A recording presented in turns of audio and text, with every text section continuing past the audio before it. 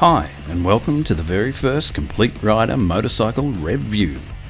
In this episode, we take a look at the beautiful little Honda RVF400.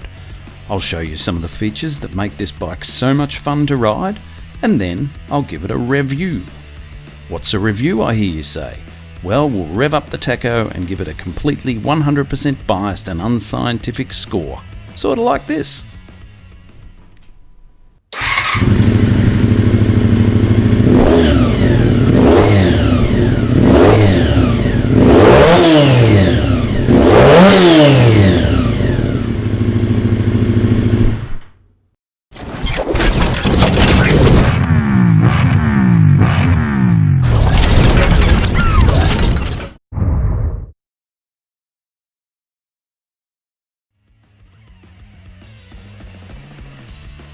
Okay, we're going all the way back to 1994. The hit movies were Forrest Gump and the classic Dumb and Dumber. Bryan Adams gave us Please Forgive Me, and we still haven't. Mariah Carey was all over the FM dial singing Without You. Yep, we were just fine without you, thanks. I was watching The X-Files and Seinfeld while dreaming of the new Nokia 233. And who could forget the world being glued to the live television cross of the O.J. Simpson police chase, the slowest police chase ever. Ah yes, 1994 was the release year for this little baby superbike, the Honda RVF400, or NC35 as it was affectionately known. Originally designed to meet the tough Japanese licensing requirements, it's modelled on Honda's RVF400 homologated for World Superbike Racing, which is better known as the RC45. The nimble little NC35 replaced the hugely popular VFR400 or NC30, which sold from 1989 to 1993, and we'll have one of those to feature soon.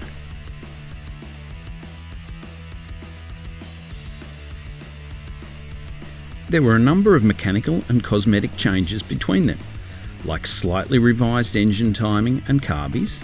The RVF had upside-down forks, the steering geometry was changed and the bars raised slightly higher. But the major mechanical change was a move to the 17-inch rear wheel over the VFR's 18-inch, therefore being able to take advantage of advances in tyre technology. But of course maintaining that incredible single-sided swing arm.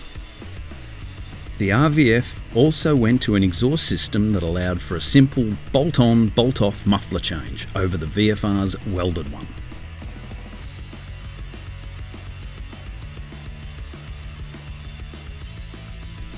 It runs the bulletproof 399cc V4 4-stroke engine that has the over-engineered gear-driven cam setup famous on Honda's V4 engines.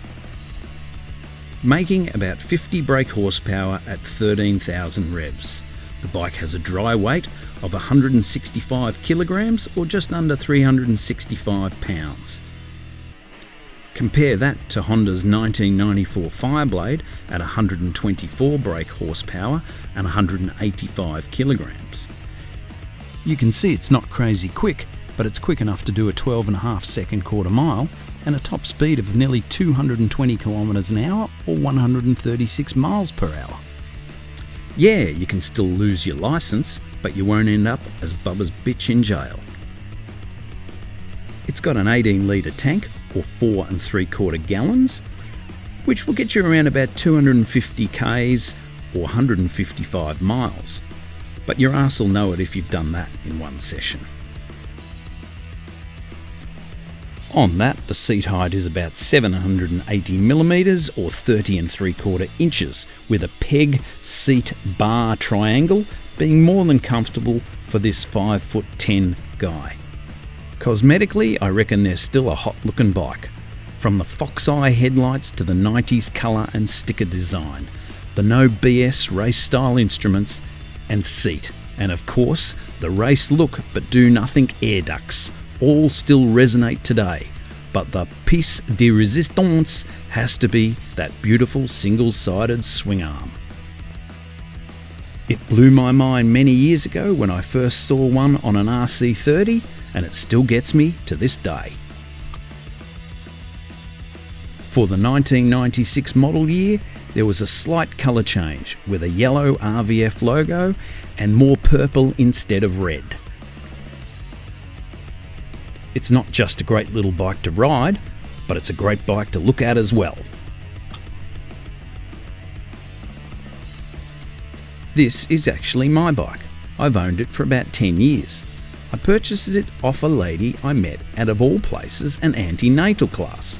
Not that I often hang around these places, but as my wife and I were preparing for our first child, we met another couple at these classes. As with me, all things turned to bikes, and she mentioned that she had an RVF that she had personally imported to Australia from her time working in Japan, and the rest, as they say, is history. It's got about 12,500 original kilometres, with history dating back to the late 90s. I've made a couple of changes. I replaced the muffler with a Tiger unit, ordered minus the nameplate badge, and I put a matching front carbon guard on as I felt the red guard was just too red. I'll shut up now and let you have a look and a listen to this little pocket rocket. While you're doing it, don't forget to like this video and subscribe to the channel for more bike reviews.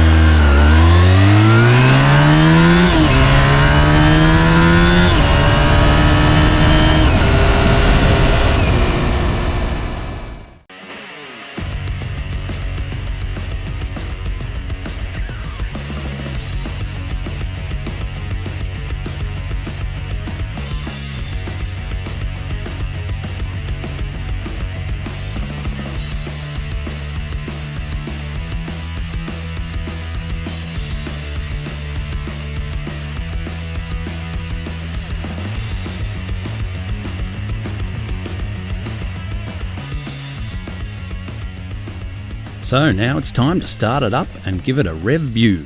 So here we go.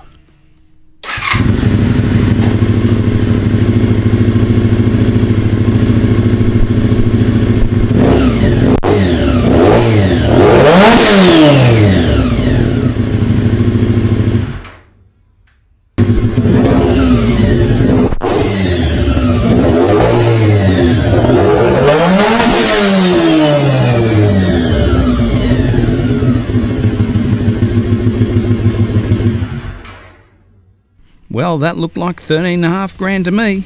Pretty close to redline. That's my score, but you're more than welcome to comment below what you think you would score it. As we have one last look at the very sexy single-sided swing arm, I'd like to say thanks for watching, and remember to like, subscribe, comment, or all three, and we'll see you in the next episode.